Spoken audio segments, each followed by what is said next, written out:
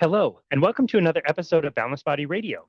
I'm your host, Casey Ruff, and today we have another amazing guest to reintroduce to you now. Dr. Gary Fettke is a returning guest on our show. Be sure to check out his first appearances on Boundless Body Radio on episode 314, along with his amazing wife, Belinda, and on episode 407, which, unfortunately for the listener, was just with Gary and I. Dr. Gary Fettke is a retired orthopedic surgeon who practiced medicine in Tasmania. Gary is an advocate of a low carbohydrate, healthy fat lifestyle for various health benefits, including the reversal of type 2 diabetes, hypertension, obesity, and many other chronic diseases. Belinda and Gary opened the Nutrition for Life Diabetes and Health Research Center, which provides nutritional care around Tasmania and Australia. He has been speaking out on the combined role of sugar and fructose, refined grains, and vegetable oils in the epidemic of inflammation and modern diseases. He had incurred the wrath of several Australian regulatory bodies for his health advice, including reducing sugar for diabetic patients to actively make them better. He and his wife, Belinda, also uncovered the corrupt vested interest and ideologies shaping nutritional guidelines at the policy level in Australia and beyond. Dr. Gary Fettke, what an absolute honor it is to welcome you back to Boundless Body Radio. Great to see you again, Casey. It's great to see you as well. We're going to start off with a hard-hitting question here that addresses something that you and I were talking about before we started recording. Cassandra's curse. Could you please educate myself and the other listeners on what is Cassandra's curse? Because I am unaware of this. Oh, look, I'm getting older and wiser, I suppose. I know the next phase is older and dumber, but that's another story. But I'm still in the older and wiser phase. I came across Cassandra's curse, and I realised I have it. So Cassandra was cursed by the ability to see into the future and try and tell people about it, and was cursed for it. Okay. So I've actually, I talk about Cassandra's curse because it all starts with C. And, so we're talking about carbohydrate, we're talking about cholesterol, we're talking about conspiracy theories. I mean, not a conspiracy if it turns out to be a fact. We can throw COVID in there because I don't know how much you want to discuss about that, but that's in there with the C's. I'm going into a climate change, CO2, currencies and their manipulation, and crypto. So I think I've got all these different C's in there. There's probably a couple more, but nonetheless, I think I have Cassandra's curse because I've been talking about this carbohydrate cholesterol myth for too long, 15 years plus. And carnivore's in there with a C. There you go. Yeah, and my favorite. And what's your first name start with? There you go. Casey. There we go. It's all there. Once you see it, literally see it, you can't unsee it. So that's, another metaphor I use. But look, I think what happens is once you start doubting the narrative, you see the same game being played over and over and over. So the whole carbohydrate cholesterol food myth is the same tactics that was used by the tobacco industry. But the tobacco industry, originally, their tactics actually came from Coca-Cola. There's another 2C. So Coca-Cola was using this disinformation stuff back in around the turn of the last century, 1900, and manipulating the pathways into the food industry, into the government. So that it's the same playbook over and over and over. So we've had Coca-Cola there, then we've had the tobacco industry, and we've got the food industry again, but it's the same stuff over and over. So once you actually hear a public health narrative that doesn't make common sense, then you just poke it. And that's all I've found literally with this nutrition stuff for the last 15, 20 years now, is you just poke the house of cards and it just collapses. And it collapses on basic science and basic biochemistry.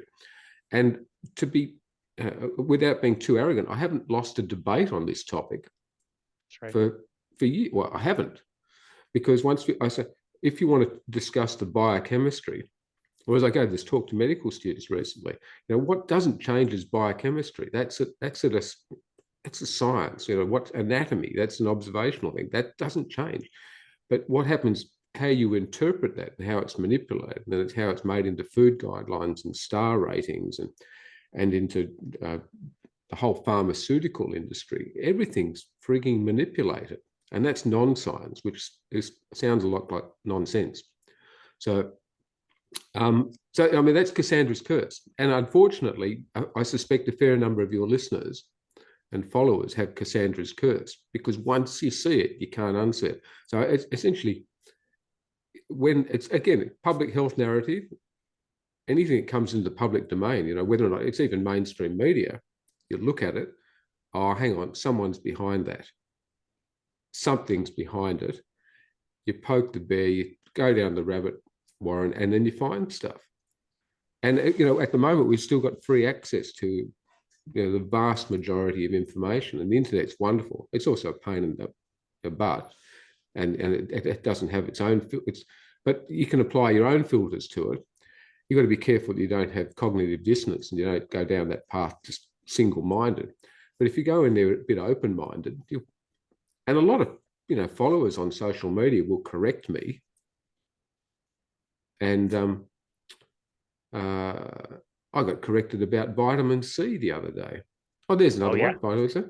I mean, I honestly thought Captain Cook, who's our other couple of C's, he, one of the original, it wasn't the first person to find Australia, but settled Australia and became under the British Empire. But I thought he became a great explorer because he found the treatment of scurvy, which was to take citrus along with you. And it was the vitamin C which prevented the scurvy. Interesting, those sailors were given a whole lot of grain and cereal and porridges, and they were heavily on high carb diets, and then they got the scurvy. Whereas if you actually don't eat the carbohydrate, you don't need nearly as much vitamin C. But as it turned out, the Scandinavians had actually already found that out beforehand. And that's why they were probably great seafarers. But the British decided to take that on board by themselves. So I stand corrected. I've been saying for years that the British and Captain Cook were able to explore the world because they worked out the treatment of scurvy, when in fact it's actually the Nordic states that had actually done it beforehand. Okay, so wow. I stand corrected. I didn't know that either. Now, they wouldn't have had access to things like lemons and high vitamin C foods. It was because they were sailing with fresh meat and thus didn't need the vitamin C as much because they weren't eating carbohydrates. Well, two things there. One is, it's really interesting. If you don't have a high carbohydrate load and you don't have a high fructose load, then in fact you don't have a lot of. So one of the byproducts of fructose is uric acid. People have heard about this thing associated with gout. If you're having a whole lot of carbohydrate in your diet, about 30% of it travels down the pathway into fructose production. So therefore, you still get this uric acid load. And uric acid is inflammatory and causes trouble at a cellular level by inhibiting nitric oxide, which is the nitric oxide which keeps our vessels open, our brains functioning, and our immune system going. So if you eat carbohydrates, then you actually produce a lot more uric acid. And the antidote to that within the whole mechanism is vitamin C. So if you reduce your carbohydrate load, you reduce your sugar load, you don't produce as much uric acid, so you don't need as much vitamin C. And there's a very small amount of vitamin C in animal meats. So we don't produce vitamin C as humans. So animal flesh meats will actually have a very tiny amount of vitamin C. So this is why the Inuits, and we learn a lot from those extreme populations, the Inuits, which had predominantly a fish and plant and meat-based diet, don't have bugger all vitamin C. They might eat a little bit of green lichen when it first comes out in the spring, but it's very, very small amounts. And they survive beautifully. So I think it's double-edged. One, if you don't have the carbohydrate, you don't need to have as much. You don't need the vitamin C. And if you do have, and you can get that very small amount from meat products. Gotcha. So I think it's just fascinating because we've told, you've got to have your fruit and veg. So you've got to have your vitamin C and all of that sort of thing. Well, in fact, no, you don't. Well said. Yeah, well said. Wow, cool. I love that. Again, it's such no, sorry, you're wrong. Yep. And I've been unfortunately saying that for a long time. So yes, you have. And some people might be wondering, I think most of our listeners are familiar with your story. An orthopedic surgeon who was trained not necessarily in nutrition and not necessarily to do, orthopedics as it related to type 2 diabetes. You were working on shoulders and knees and that kind of thing. And as your career progressed, chopping off more and more limbs until you got persecuted, literally, for telling hospitals that they needed to reduce the sugar. You were writing prescriptions for meat and eggs for your patients when they were consuming ice cream 3 times a day, or all those things, which is just absolutely ridiculous. And I did see the picture of you doing that presentation, which I really wanted to talk to you about. The presentation you recently did, I believe it was in front of a lot of med students. And I have to admit, I saw the picture, I saw you presenting, and I saw all of these labels of all these agencies that you had come up against. I didn't see the part at the very top where it said your story. So I thought you were presenting at a board with all these different agencies. And I was like, oh my goodness, why did they bring Gary there? He's going to roast these guys. He's going to destroy these guys. I traditionally haven't been invited to the Dietitians Association or the Cereal Industry Forums. I have paid my fee and gone to a Coca-Cola meeting and stood up there, and I think it was a really important one. It was an ILSI meeting, International Life Sciences Institute meeting. And anytime you hear ILSI, that is in fact that's the propaganda arm, the science propaganda arm of the processed food industry. They health washing their message. I'm sorry, it's literally about saying processed food is good. Anyway, so Look Tappy was out from Switzerland. Now, most people don't know who Look Tappy is, but Look Tappy in 2010, I think it was 2010, wrote pretty well a definitive paper on fructose metabolism. And he was brought out by ILSI to say that sugar by itself is not the cause of obesity. It was really, he gave several papers in Singapore as to the Asian group, and then he came to Sydney to give those talks. And I went along there, and I thought it was really interesting because, I agree with him. Sugar by itself, fructose by itself, is not the cause of all obesity. But gee, it's a big player. And he gave papers, and talking about the complications of fructose, which are on my talks, fructose metabolism and inflammation. But he actually went through it. So it was pretty hard for him to say that it wasn't. But I went there very specifically to ask him one question. And I was respectful. I warned him at lunchtime that I was going to ask him the question. And it was simple. So anyway, so I got up there at an ILSI Coca-Cola meeting. There were a few hundred people there. And each session I got up there and said, it's Dr. Gary Fettke from Tasmania. And what was really interesting, the Coca-Cola food industry, everyone turned around. So they knew who I was. Yes, I thought it was pretty cool. Okay. I'm glad I'm not in South America. I might have been knocked off. But they literally, that's another tangent. Some of my talks have been translated into Portuguese in Brazil. And they have done it anonymously because they feared for their lives. Because we're calling out sugar. A scary world we live in. But anyway, I was in Sydney, so I felt a little bit safer. But so they knew who I was, and the moderator said, we only allowed one question per session, Dr. Fettke. I said, well, okay, I'll make a couple of statements and then I'll ask a question. But I did that each session. So I'm just purely, it's very hard to go to sleep with a mosquito in the room. And Belinda and I often describe ourselves, we're just mosquitoes, we're just little things in the world, but we're just making a noise. And like, as Belinda said, be noisy with me, that's her motto. And so the one question I asked him, which caused all sorts of consternation from the panel, they sort of shouted at me. And so the question was, Professor Tappy, is there a human biochemical pathway that requires ingested fructose? What was his answer? No. And it's the same thing about carbohydrate.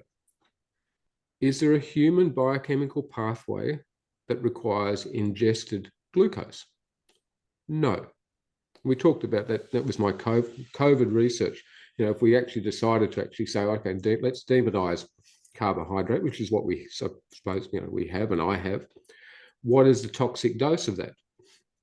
So I went through the academic argument. What's the science behind glucose metabolism? And, and I came up with the figure that, at what time does it start having a negative effect on the system? So 4 grams of glucose starts having a negative effect on the system. So 4 grams is 1 teaspoon of glucose. It's 1/5 of a slice of bread. It's just 1/10 of a bowl of pasta. It's so little. So as it turns out, there is no biochemical pathway in the body that requires ingested carbohydrate, either glucose or fructose. And I've asked now directly to his face in a Coca-Cola meeting, Luke Tappy, who was the world expert on that. I flew all the way to Sydney just to ask the one question. And we don't need it.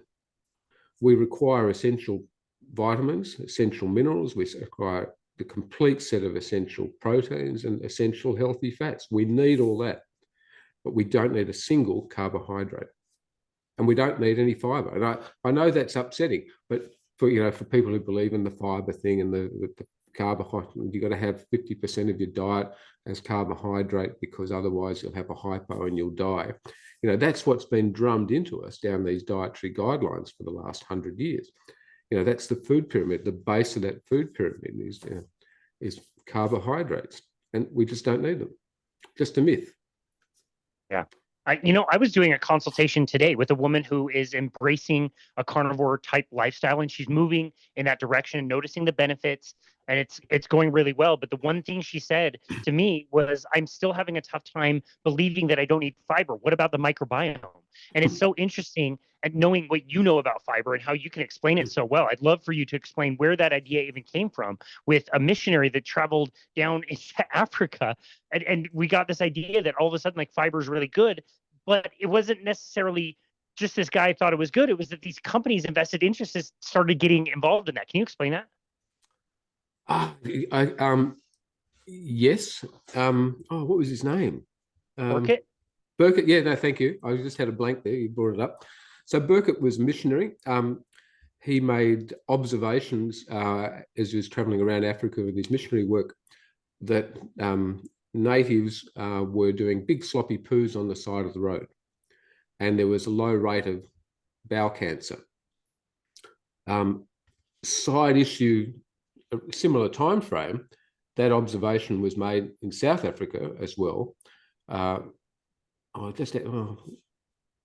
might have been Rhodesia, but there was someone who was making an observation that bowel cancer was very rare in the native population, but in the Western population that were there, bowel cancer was higher.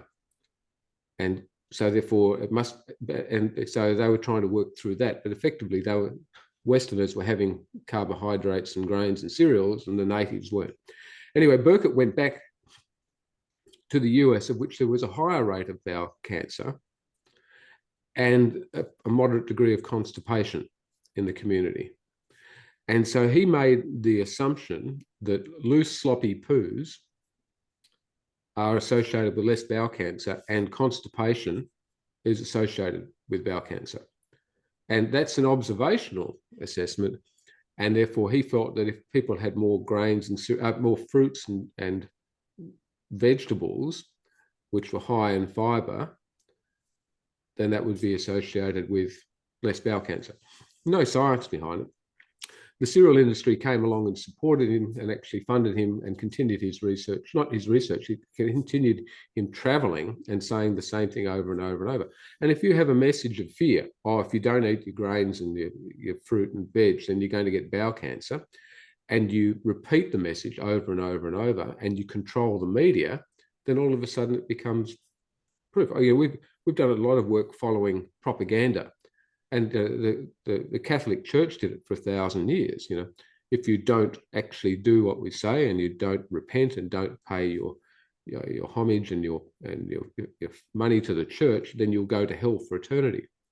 And Luther came along and said, the origins of the Lutheran Church said, actually, I've just translated the Bible from Latin into German, which then became the Anglicized. But he said, actually, you can actually be, if you repent your sins, then you can go to heaven, at the end. And that's why I got into so much trouble. And that was 500 years ago. I think it was 1517. I can still remember because 500 years after that, I gave a talk at the CrossFit Games. So I was I'm not comparing myself to Luther, but it literally blew the topic out of the water. And so, and then the Nazis did the same thing. They had a message of fear. The Jews are dirty and filthy and controlling our finances, and they, again, this propaganda. If you control the message of fear, and you control the media, bang, you've got it's believed. And so the same things happen with nutrition, non-science. If you eat by the food pyramid, which has been designed by the food industry, then you're going to get healthy. And if you don't do it, you're going to die and all that sort of thing. But the trouble is that's just all made up fiber product. I actually say, if you eat by the food pyramid, you're going to die by the food pyramid, and along the way, you're going to look like the food pyramid. Anyway, so Burkett and co. continued this myth of fiber being important for us. We'll travel down two pathways. The first one is fiber important? Well, no, babies poop out liquid stuff on an incredibly low fiber diet. Breast milk doesn't have any significant fiber. It's got a tiny little bit of cellulose in the breast milk, but it's certainly not a high fiber diet. So if you've ever seen a baby poop out a nappy, that is a low fiber diet. I mean, it's not necessary. Here's a personal theory of mine. Can't prove it. So now I'm down the non-science pathway, okay? We have the cereal industry on sugar now. It's not necessary. We have the cereal industry on carbohydrate. It's not necessary. So their last bastion of self-defense is that fiber is good for you. Now, I suspect that a whole lot of the gut microbiome talk, and I'm not saying the gut microbiome isn't an integral step in the whole pathway of health, but I suspect a whole lot of the benefits of the gut microbiome are pushed by the cereal industry because it's their last bastion, it's their last hold. So we know that if you've got a varied diet, and then you're going to have a healthy gut microbiome. If you have an unhealthy diet, it's a poor gut microbiome. If you add in chemicals and drugs and antibiotics into the mix, whether or not the antibiotics are for the animals or the chemicals are for the food, or you ingest them directly, that means the gut microbiome is not as healthy. And then that has flowback effects on the brain and the vagus nerve and the whole, and I get it. But to say that we need to have a lot of fiber in our diet to have a healthy gut microbiome, I think is BS. Now, the circumstantial evidence for that is about 3 years ago here in Australia, we had a public health message put out by the Assistant Minister of Health for Australia, David Gillespie. Now, it talked about the fact that we need to have more fiber in our diet. It needs to be so important that we get more fiber and cereal in our diet. And that was put out by the government, by the person one down from the Minister of Health. Along the bottom of the media release was gratefully received and written by Kellogg's. So we've got our media releases by the government about which pathway we travel, written by the food industry. On the software used by doctors here in Australia, Medical Director and Best Practice, if you go into that, the software comes from the breakfast cereal industry. And it talks about treating everything from diabetes to irritable bowel to headaches, whatever, by having more breakfast cereal in your diet. And, that comes back from that whole story of the breakfast cereal industry, and the whole cereal processed food industry has its origins in the Seventh-day Adventist Church, which is provoking a vegan agenda, or promoting and provoking a vegan agenda. It's just fascinating. You dive in and you find this stuff. And so am I incredibly cynical? Yes, but I'm still hopefully in the older and wiser group and haven't gone, oh, he's just an old codger that's completely lost the plot. Well, I think there's a lot to learn here. Like, you should go to Australia and say, like, hey, for the next cricket championship, we're gonna host the championship. All the referees are gonna be Australian. We're gonna make the rules. We're gonna change it up a little bit, and sure enough, Australia might be able to win the cricket championship just like that. If you're setting the rules and all the referees are yours and everything, like, you'll win the championship. That's a great strategy. Well, just talking about cricket, okay? Cricket's this weird game with a red ball, and you hurl an object at the other person at 100 kilometers, 100 miles an hour, and whatever, and then and you're defending yourself with a little bit of wood. It's not dissimilar from baseball, but it's just crazy. Baseball's a quick game in comparison to cricket. Yes, it is. Anyway, Peter Bruckner, who used to be the team doctor, the doctor for the Australian Cricket Board, and Peter was doctor for the Australian Olympic Committee and Liverpool. And some of you people may know Peter. Peter's a great advocate for reducing sugar. Anyway, Peter, I know Peter very well. He actually resigned from the Australian Cricket Board because he could not continue to support them because they were supporting Weet-Bix, which is breakfast cereal, one of the beer companies, which is carbohydrate and alcohol, and he was, I think they were Gatorade, but essentially which is just processed chemicals and sugar.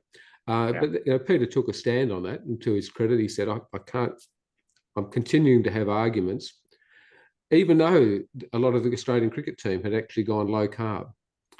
And there was, in cricket, you've got the big games are between England, Australia, and India. And Australia were on a bit of a slump. Anyway, most of the team flipped over to low carb, improved their performance out of sight, lost a few kilos, got fitter, meaner, nastier, and switched the entire thing around in a 12-month period. I can still remember after one of the players had an unbelievable performance, I sent Peter a text message, just please tell me that Mitch Johnson has gone low carb because he just cleaned up the bombs. And he went, yes, he has, but don't tell anyone. So probably I'd let the cat out of the bag now. So we know that in performance sport, a lot of teams now are seriously considering low carb, and it's a lot of, my understanding is LA Lakers are doing it. Yep. Kobe Bryant did it. I realize that that's not a football team, but or they're doing this in the off season to lean up and get fit, or they're doing it in the pre-season. And one of the Finnish soccer teams won their league running low carb. Once you start scraping the surface, you're finding a lot of people doing, particularly in the endurance sports. Yeah, that's right. We just hosted Dr. Kate Shanahan. She was the one that worked with the Lakers and worked with Kobe directly a decade ago, getting this stuff in there. And yeah, we know Tour de France cyclists, depending on where they are in their season, they will go on a low carbohydrate diet. And even during the Tour de France that's going on right now, they're consuming massive amounts of carbohydrates, but they're also consuming massive amounts of ketones. They're understanding that that is very beneficial to do as well. And so you're right. I think it is helping a lot of people out there.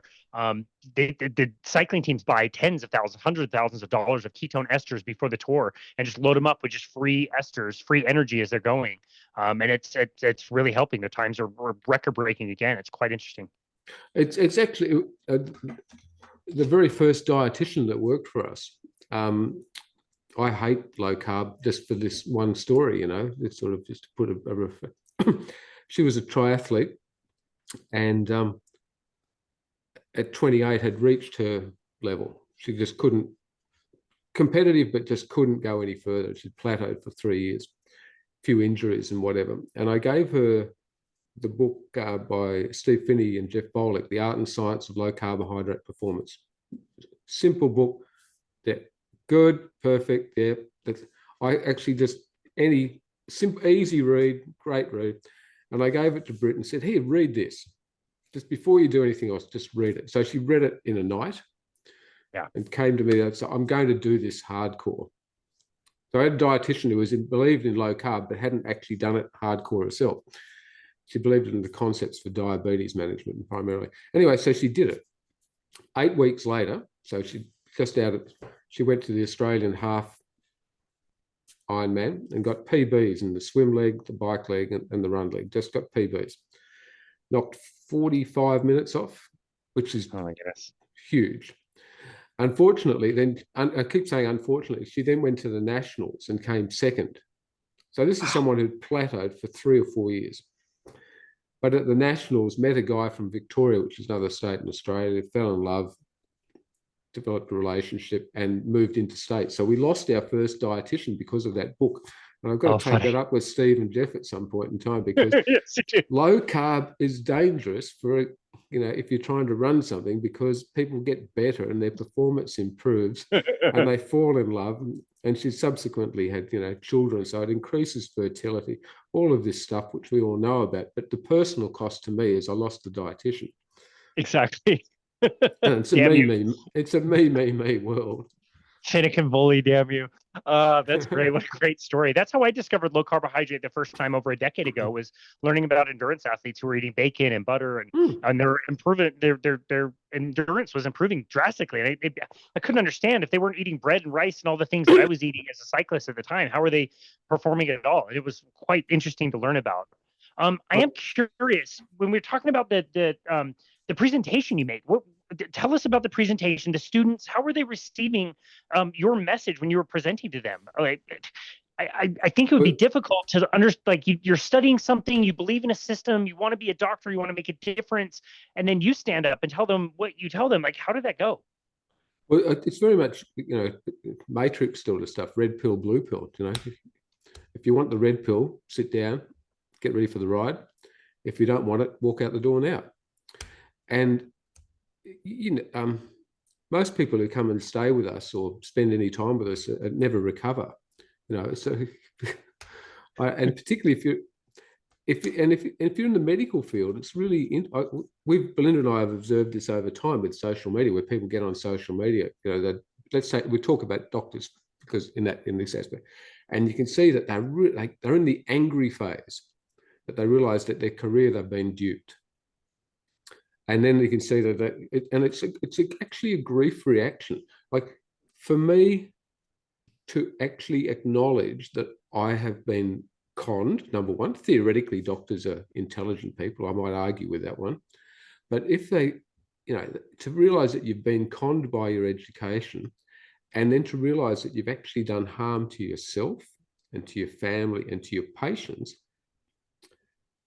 is a grief reaction. So one of the really important things is to say, look, I'm sorry. We tell our kids, if you screw up, you've misbehaved, just admit that you've done it wrong, say sorry, and we learn from it, and we all move on. The medical profession really struggles with that.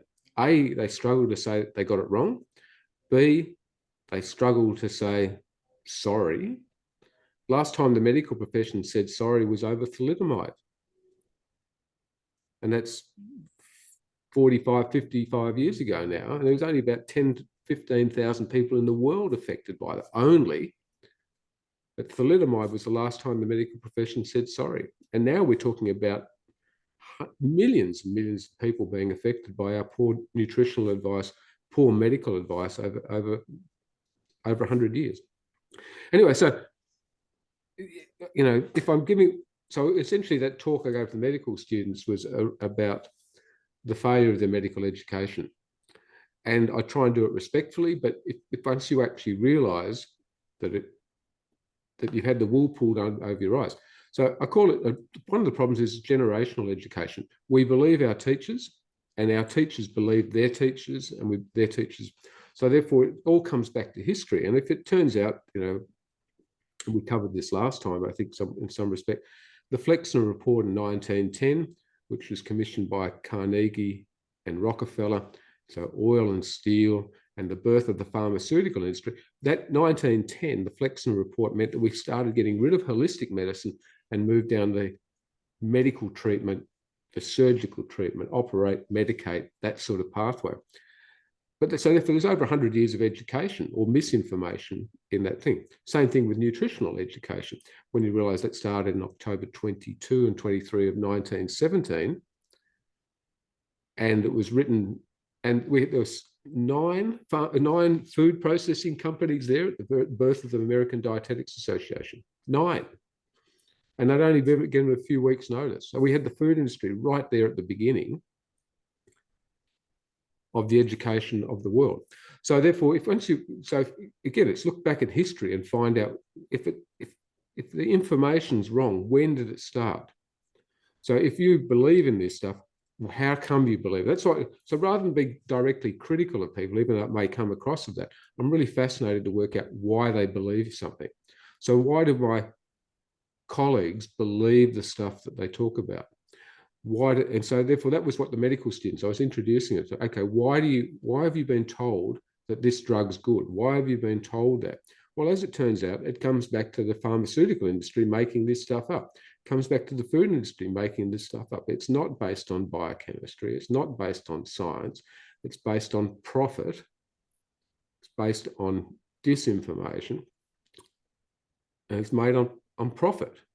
And it's and here's this religious side to it as well, which is the whole food industry's take on it, promoting, when you realize that the Seventh-day Adventist Church effectively started the alternate meat industry, the breakfast cereal industry, the Western soy industry, the stevia industry, and are completely complicit down the pathways of our education.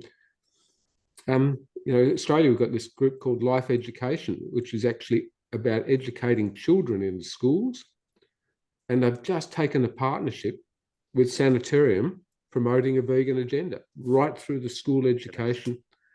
And, Belinda's written to the CEO of Life Education, do you realize you've just partnered with a corporate vegan church? No response. Written to every board member. We try. All you can do is tell people you're being screwed over. If they don't believe you or they don't want to believe you, then that's all we can do. I'm not going to run you down in the street to say you're wrong. I'm just saying, do you realize? And it's the same thing. This is how to undermine your doctor on this topic. Rather than say to the doctor, you're wrong, you can go along and say, look, go along with your mum or your dad to the doctor and say, oh, look, mum's got diabetes. I've heard about these amazing effects of reducing carbohydrate and carnivore. What do you think? It's a far less confrontational thing to say. So I've become a little bit more subtle over the years, marginally, because I was the full frontal assault. But it's hard for everyone to take the full frontal assault. So, I'm going to come in with the full frontal assault, but others can come in and say, they call that passive aggressive. So what do you think? What do you know? Because if you're a doctor nowadays and you don't know about low carb in the management of type 2 diabetes in particular, and you're not recommending it, I think you're negligent. Yeah, agreed. I can say that, but the average person who's going into the doctor isn't going to have my resolve and go, doctor, I've heard that low carb and keto and carnivore can improve people's diabetes management dramatically. What do you think?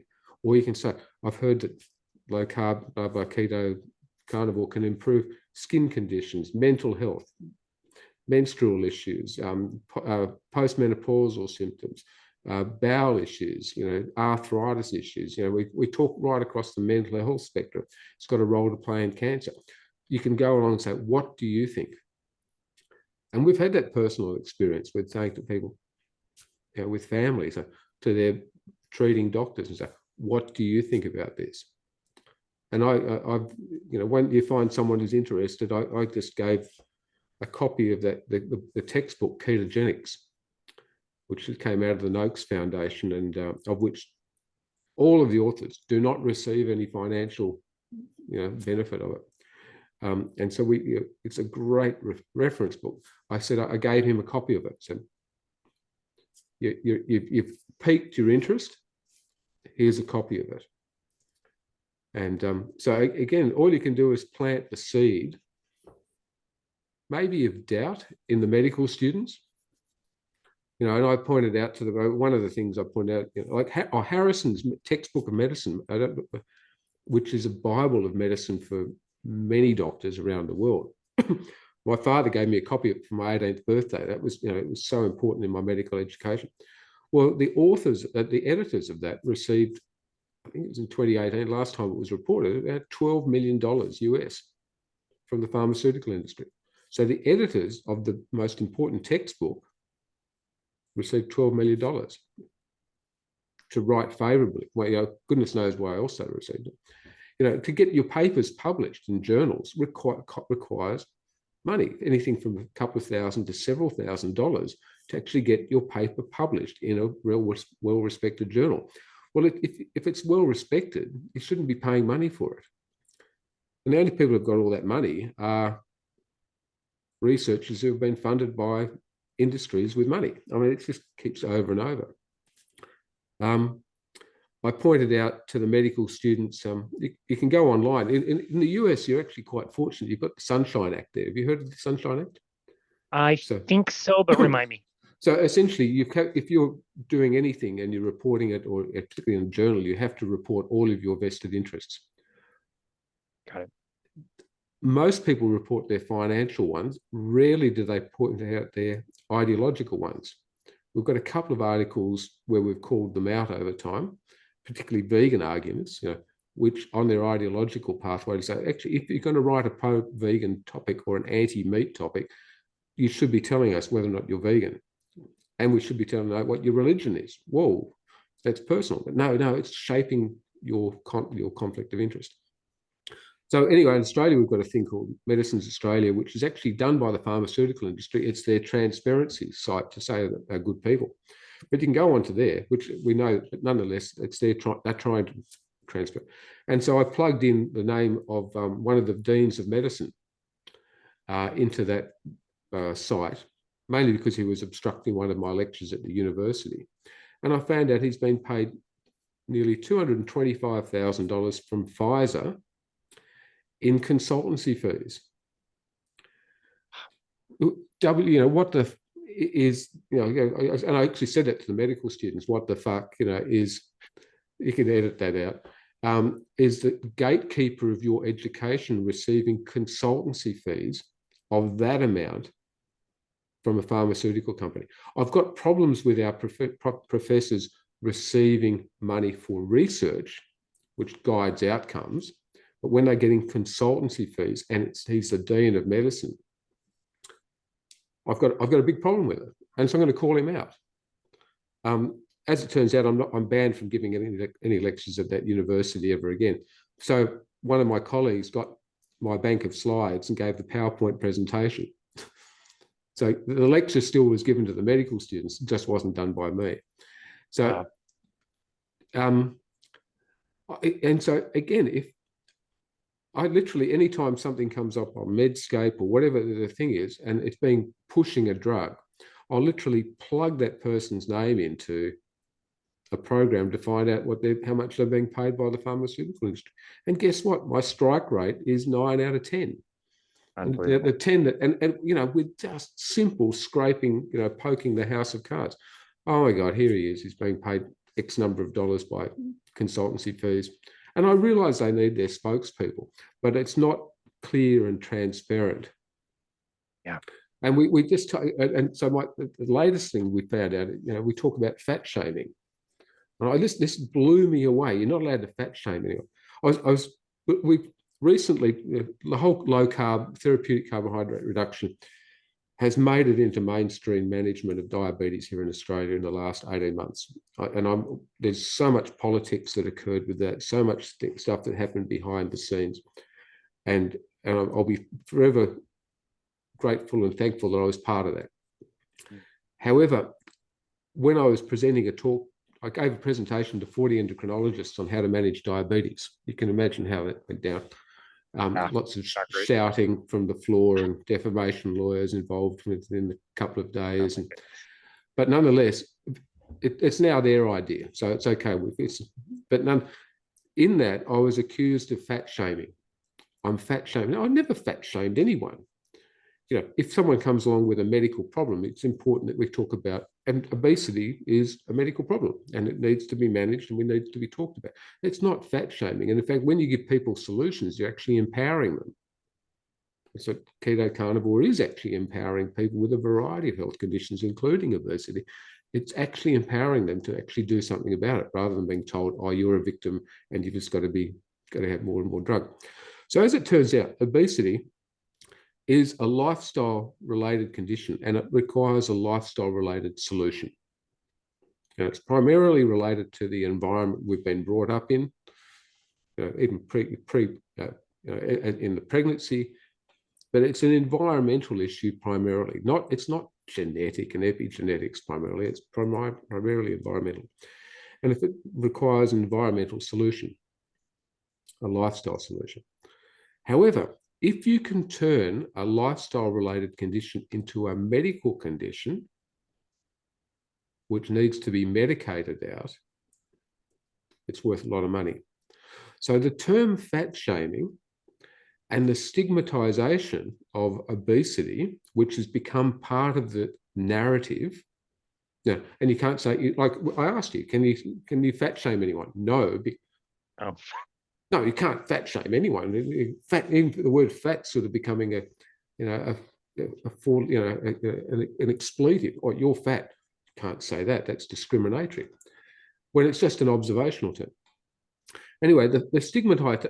So scrape the surface, start looking into the literature, which has been stigmatizing obesity and coming up with the term fat shaming and promoting that to endocrinologists and obesity groups around the world. Guess where it comes from? It comes from the funding for that research has significantly come from Novo Nordisk. Novo Nordisk may be better known around the world for now being the manufacturer of Ozempic and Wegovy. And Novo Nordisk has now, in the last 12 months, become the most valuable company in Europe. Now, everything's there, it's referenced. I'm not the first person to make that observation. I think it was an article by Crikey, Belinda delved into it a little bit. But before I gave that talk to the medical students, I went and did just look into the research that says stigmatization of obesity. And you go down to the funders of it, Novo Nordisk, a few other companies which are involved in developing drugs for obesity. Because if you can convince the government that this is a medical condition that requires a drug therapy, then in Australia, that Ozempic is $20,000 per annum per person forever. It's massive. On the flip side of that, for $100, you can buy one of those glucose monitors,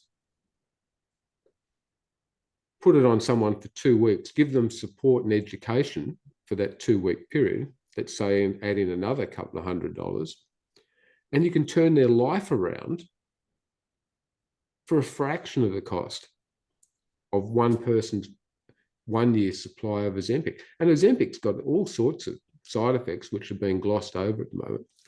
Yeah. I even found an article the other day called Ozempic Face. Yeah, that's right. That's a new thing.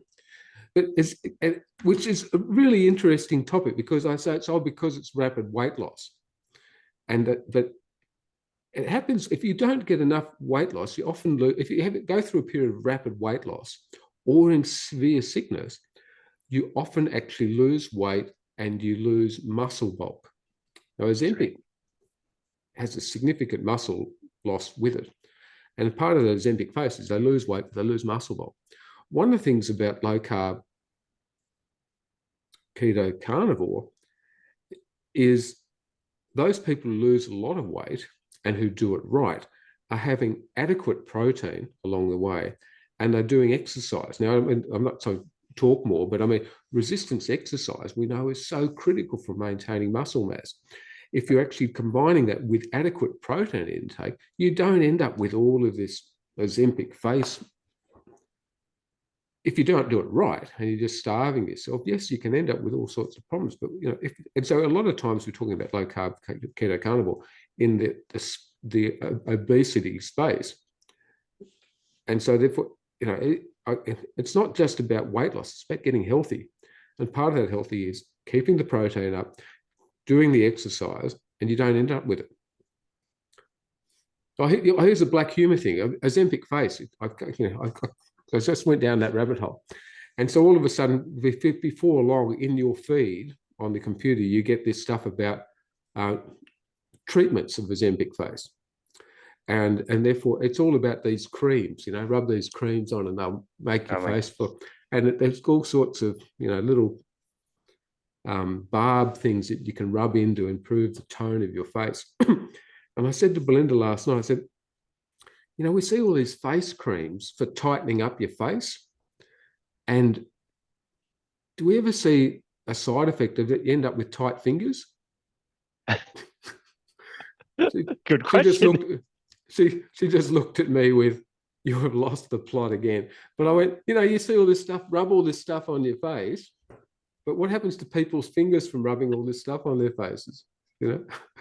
Anyway, mind boggles. You can see how she's a very tolerant woman by being married to me.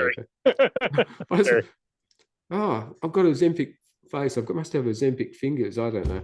Exactly. So what I'm saying is, what's come into our vocabulary, into our lifestyles, into our wokeism, is you can't stigmatize obesity. But it wasn't. It was planted there in the narrative. And when you start chasing this stuff backwards in time, you find it planted there in the narrative. Yes, I'm cynical, but the trouble is each time I go down one of these pathways, like salt's good for us, salt being bad, completely stigmatized, and might have been stigmatized because of stuff in the mid 1800s, because the meat that came into town at that point in time came from the farms. There was no refrigeration, wasn't well kept, so it was salted. But by the time it still got to town, it was still poor. So the stigmatization of salt has issues back in the temperance movement. We're actually born of the salt, born of the ocean. In evolutionary terms, we came from the oceans. We actually need salt in our diet. We've got all these mechanisms in our body to maintain the salt, and we've got all these mechanisms to excrete it. And we're very good at excreting excess salt. But if we're on all these low salt foods, to keep that salt in our body, our kidneys are working overtime and may in fact be increasing the risk of blood pressure, hypertension, by being on a low salt diet. And I realize I'm controversial. I'm not trying to be. I'm just going a poke.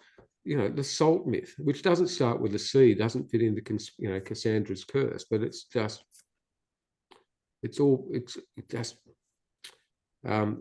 I'd like, if I say it drives me insane, I'll get scheduled, but it's kept me very interested. There you are.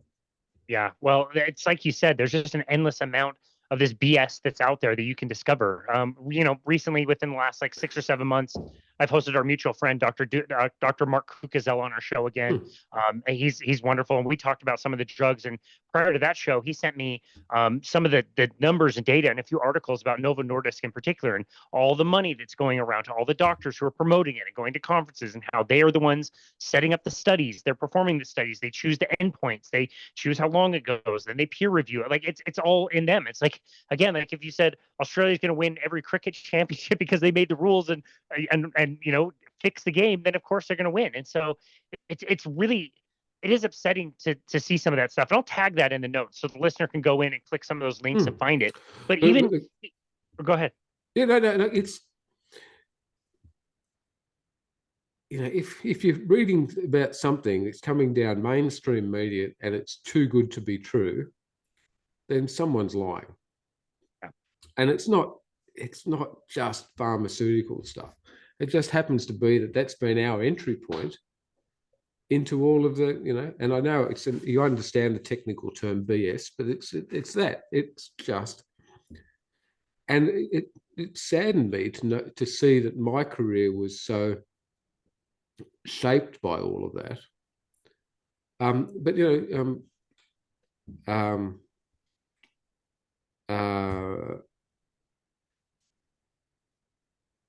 if I ended up operating less and less on people. And that's because you say to people, you do this, you won't need an operation. You take a change of lifestyle, you won't need it. Sean Baker got into the same trouble in the US. His throughput as an orthopaedic surgeon went down, and his hospital came after him. We had a slightly different system here in Australia. My practice went backwards financially because I went, no, you don't need an operation. But then I don't see those patients being operated on by my colleagues. And I went, okay, but I've got a clean slate. You can see in the background there, just off to over my shoulder, there's a golden toilet brush. Yeah, did you see that? So my registrars, the residents in the US, but my registrars gave me that a few years ago.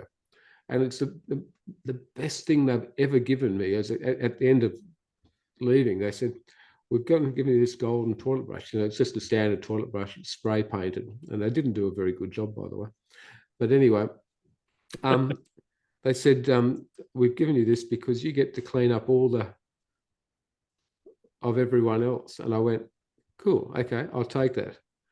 Because, some of my colleagues, they come, oh, I'm a knee surgeon, or I'm a sports medicine surgeon, or whatever. And so I mockingly just made up a new letterhead for myself one day, just because you can do the template. And then I put that up in the theatre, above the wash sink, actually, so all my colleagues say, Dr. Gary Fettke, orthopaedic surgeon, specialising in everything that no one else wants to do. And I've only retired in the last couple of years, but I've loved so I've retired from clinical practice. I'm still giving an opinion because, as like I suppose today is, I'm still involved in a fair amount of medical politics and education. But wow, getting all the stuff that nobody else wants to do literally makes you think laterally, and it makes me think. And so many times, just by changing diet, things improved. Not cured, but if you get patients from lousy up a bit, and you alluded to the fact that when I had to prescribe stuff to my patients, I would write on the chart, I'd prescribe 2 boiled eggs per day and cheese and full fat yogurt on the medication chart. It's the only way I could get it. But literally adding protein in, even that small amount, I could see people's deep infections and foot ulcerations, but deep joint infections just turn around within days. And the only thing we added was putting in a bit of protein and stop eating the ice cream. If you're seeing that in front of your eyes within days on a group of people who are incredibly sick, disempowered, hospitalized for months and months, and you give them something back, cool. And the pen is mightier than the sword.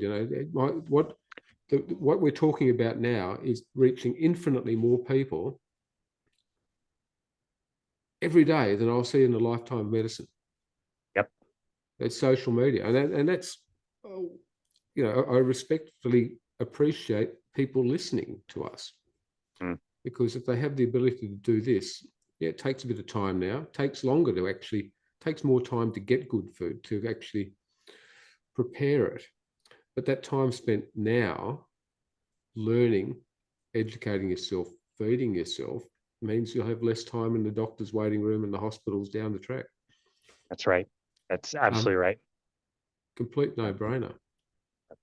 Well, you said the pen is mightier than the sword. In your case, the pen is mightier than the scalpel. As you said, I look back on my career and I'm sad that I wasn't able to do as many of the surgeries that, I wasn't doing as many of them. I just, that's what I think of is like, yeah, you might lament the fact that you weren't, able to do as much of what you were trained to do, but also by taking the course that you did, like you said, countless lives. Think of the tens of thousands, hundreds of thousands of people who have heard your message, who have heard you present, who have told their friends and their family, who you'll never know about, and the impact that you and Belinda have been able to make around the world is absolutely astonishing, frankly. I'm a very rich person.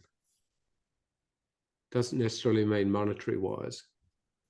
And it is an absolute honor to be able to take a health message and a preventative health message at that, to we've got friend, we're having a chat now across the planet. But there's, I got a message from someone in Uganda the other day, and I've got friends in India, and catch up. It's like, it's just wow. And I'm also financially doing all right. There's very few that find poor orthopedic surgeons, and I'm still married to Belinda, so never get divorced, right? You save a lot of money by doing that. And that's a conversation. I know she's not in the room with me, but it's a conversation we've had. But no matter what happens, we'll stay together. It's just we have a great life as a result of giving, and that's okay, and that's not egotistical or anything, and it's not or indulgent, but like Christmas is about giving. It's about sharing, and as a result of that, we have we feel very privileged. It's good fun. Man, I love it. We're privileged to learn from you, and I just cherish every time that you and I get to chat, or you and Belinda and I get to chat, or all of us. It's wonderful the work you're doing. You're really doing God's work out there, and like really spreading this amazing message, and people are listening, and it's making a difference. So just kudos to you for everything that you've done and everything you've had to go through, and for continuing to lead that charge out front. Thank you so much for teaching us about Cassandra's curse. I hope I didn't goof that up. I really appreciate it. Learning about that, and I hope you continue doing what you're doing. I don't think anybody can stop you anyway, but I hope you continue. It's so important. Good to see you again. See with Casey with a C. There you go. Exactly. I'm part of the curse. I'm part of the curse. Dr. Fettke, again, amazing conversation. Yeah, where would you like people to go? What's that? Sorry. No, you just I can add Coca-Cola now into the Cassandra's curse thing from our conversation. I thought, Coca-Cola, of course. Perfect. Fits. That's great. Yeah, Dr. Fettke, where would you like people to go to find you and connect with you in your work? I don't go to California, I hear. That starts with a C as well. Don't go there. I'm sorry to anybody in California. I've just been hearing all sorts of stuff. Look, I'm on Twitter. Belinda's, we're both on YouTube. We don't do a lot there, but nonetheless, what we're trying to do is spread the word further with our having podcasts and catching up with your crew and your followers, and then and reaching out around the world, because we can't do it by ourselves, and just handing the baton to more and more people means that others are going to run with that. And the stories we get back, when we were, there were very few of us 10, 15 years ago, and it's literally exploded. And the fact that we so therefore, we're contactable. Belinda's got a website. I support Gary, which helped me support along the way. I've still got my nofructose.com one, which is way out of date, and I've just got to pull my finger out and do something about that. Belinda's got a new website coming, belindafetke.com. When you catch up with her, ask her when she's going to have that released, okay? I will, for sure. I don't dare. I will ask. I'll take that one for the team. That's because you've got kids coming, going, leaving home, coming back home.